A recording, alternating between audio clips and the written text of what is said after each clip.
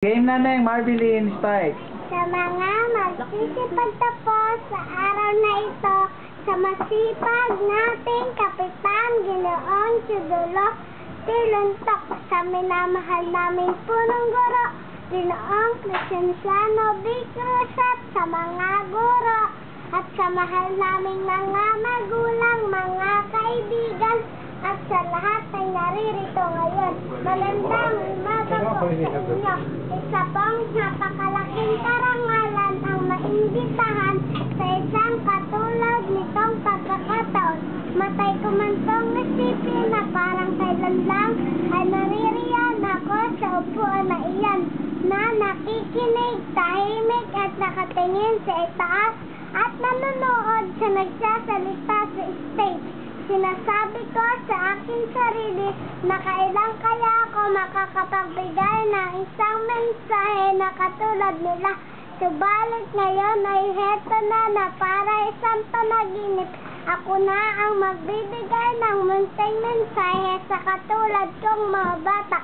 Ang masasabi ko sa inyo, mga kapwa ko bata, ito ay unang yugto o pasimula pa lang ng ating buhay. Hindi pa tayo tapos.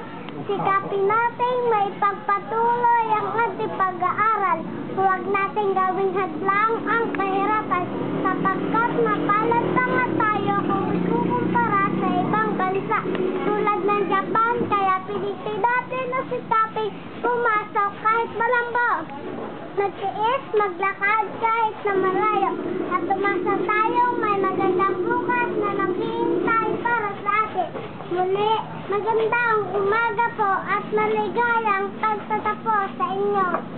Very good. Ang galing-galing naman. Ayan ang nanay niya. Ano nga pangalan mo ulit, Neng? Marbilyn po. Marbilyn. Taga saan si Marbilyn? Sabang po. Sabang. Ilang taon ka na? 6 years old po.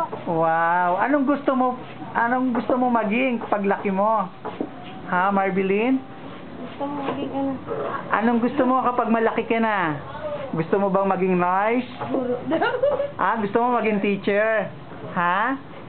Tama ba yon? Gusto mo po. Okay, very good. Salamat!